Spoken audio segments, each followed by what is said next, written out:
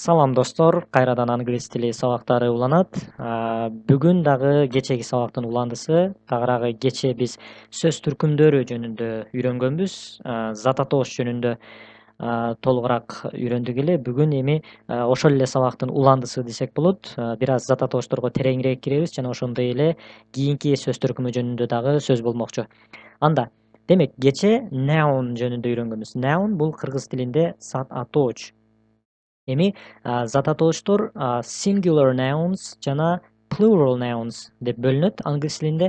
Singular nouns бул жалгыз зат атооч, plural nouns бул көптүк зат атооштор. Мисал үчүн кыргыз тилинде дагы жөнөкөй мисал айтайын. Машина бул бир машина, машиналар болсо бул машиналар десек, анда биз көп машиналарды түшүнөбүз. Эң жок дегенде бирден көп. Ошондой эле англис тилинде дагы ушундай болот. Заттарды биз кантип көптүк түргө өткөрөбүз. Мисал үчүн cat. Cat деген сөздүн кыргызчасы мышык.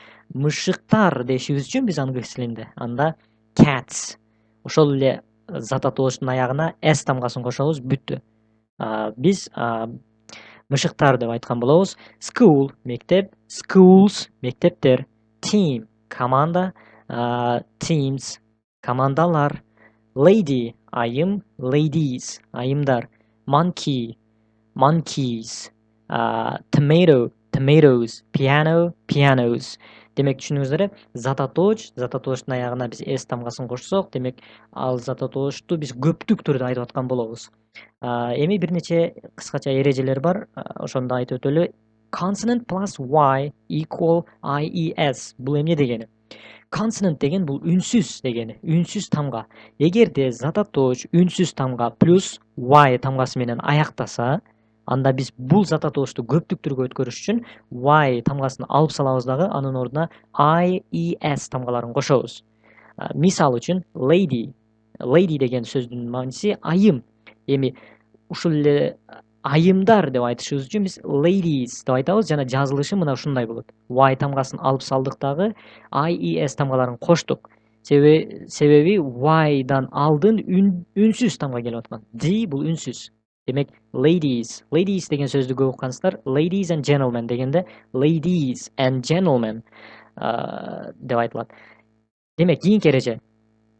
Vowel plus y equal s. Vowel деген үндүү тамга. Эгерде зат атооч y тамгасы менен аяктап, бирок мындан алдын үндүү тамга келсе, анда биз бул зат атоошту көптүк түргө өткөрүү үчүн ies тамгаларынан колдонбойбуз. Жөн гана s тамгасынан пайдаланабыз. Мисал үчүн monkey, monkeys.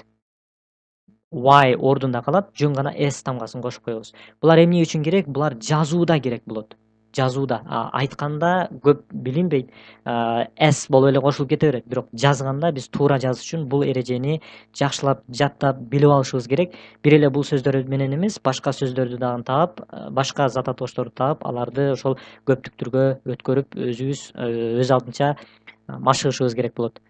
Демек, кийинки эреже бул эгерде зат атооч o тамгасы менен аяктап, бирок ага чейинки тамга үнсүз болсо, анда es тамгаларын кошушубуз керек болот. Мисалы үчүн tomato, tomatoes. O тамгасы менен аяктап атат, бирок ага чейинки тамга үнсүз болуп атат. T үнсүз. Ошондуктан биз tomatoes, es тамгалар кошулат.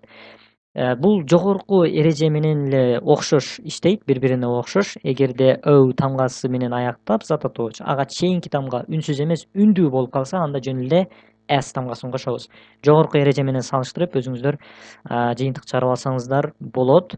Биз кийинки эрежени өтө берели. Кийинки эреже бул nouns that end in s, sh, x, ch, z тамгалары менен аяктаса, бул эгерде зат атооч s, sh, x, h жана z тамгалары менен бүткөн болсо, анда бул зат атоошторду көптүк түргө өткөрүш үчүн биз es тамгаларынан пайдаланабыз. Мисал үчүн bus, buses, bush, bushes, fox, foxes, beach, beaches, quiz, quizzes.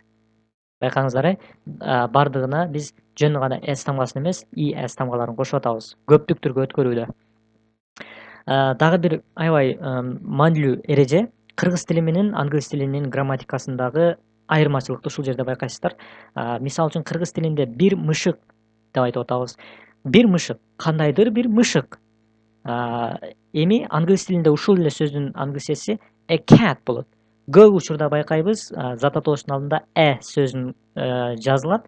Бул эмне өзү? Бул бир мышык дегени. Жөн гана кандайдыр бир мышык деп атабыз. Ошол маани. Бул сөзүнүн тамгасынан эч кандай коркуунун кереги жок. Кандайдыр бир мышык. Эми биз эки мышык деп атабыз кыргыз тилинде.